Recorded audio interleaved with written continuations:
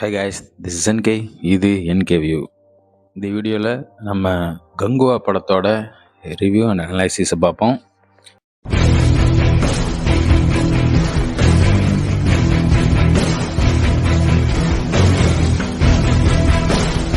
படத்தோட கதையாக பார்த்தோம்னா நம்ம சூர்யா மற்றும் திஷா பட்டானி, பாபி தியோல் இவங்களாம் சேர்ந்து நடித்த படம் தான் கங்குவா. ஸ்டோரியில் பார்த்தோம்னா ஃபஸ்ட்டு எடுத்தோன்னே அவங்க ஒரு ரஷ்யாவில் நடக்கிற ஒரு இன்சிடென்ட் காட்டுறாங்க. அப்புறம் கொஞ்ச நேரம் கழித்து ஃப்ளாஷ்பேக் போகுது. அது ஒரு 100 வருஷத்துக்கு முன்னாடி போகுது. அதில் ஒரு 4 ஏரியாவை காட்டுறாங்க. ஹீரோ வந்து அதில் ஒரு ஏரியாவில் வசிக்கிறாரு, வில்லன் ஒரு ஏரியாவில் வசிக்கிறாரு, இன்னொரு ஆள் ஒரு நம்ம அந்த ஃபாரினர்கிட்டருந்து ஒரு காசு வாங்கிட்டு துரோகம் பண்ணுறதுக்கு ஹீரோவோட ஏரியாவுக்குள்ளே ஒருத்தர் வந்து பண்ணுறாரு. அதை வந்து அவங்க கண்டுபிடிச்சி அந்த குழந்தைங்க அப்பா அம்மா ஒரு பையன் இருக்கான். அதில் வந்து அவங்க அப்பா வந்து உயிரோடு எரிச்சிடுறாங்க. அவங்க அம்மாவும் அதிலே போய் இறந்துடுறா.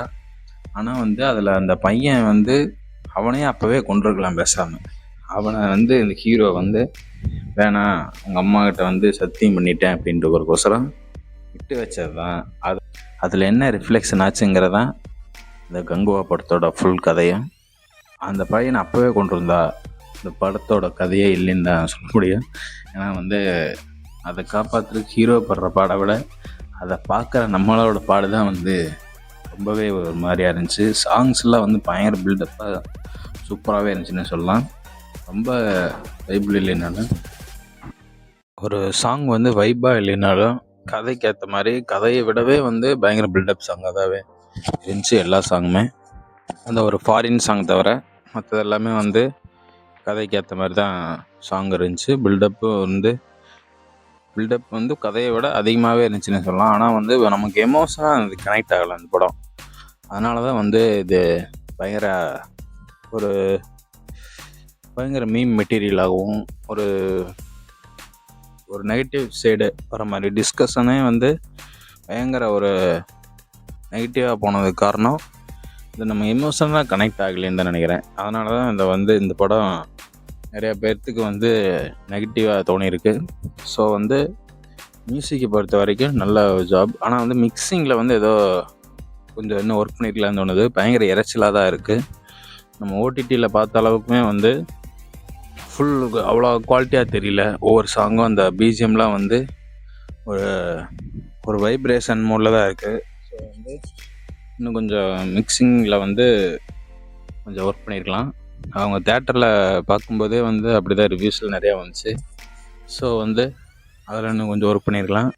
பட்டு இதில் வந்து சூர்யா சார் தான் வந்து நிறையா படத்தை வந்து இந்த படத்துக்காக அவாய்ட் பண்ணதான் வந்து கொஞ்சம் கஷ்டமாக இருக்குது. ஏன்னா வந்து அதில் இது கொஞ்சம் டைம் ஒதுக்கி அதையும் பண்ணியிருந்தால் கூட இன்னுமே வந்து பெட்டராக இருந்திருக்கும் தான் தோணுது.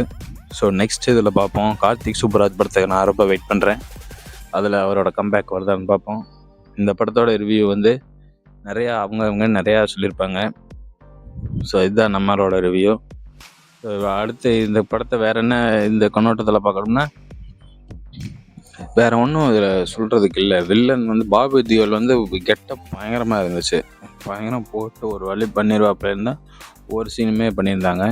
ஆனால் அவரே வந்து ஒரு சப்பையாக ஈஸியாக கொள்கிற மாதிரி ஒரு சீனாக கற்றுருந்துச்சு. ஆனால் வந்து இதாக இல்லை.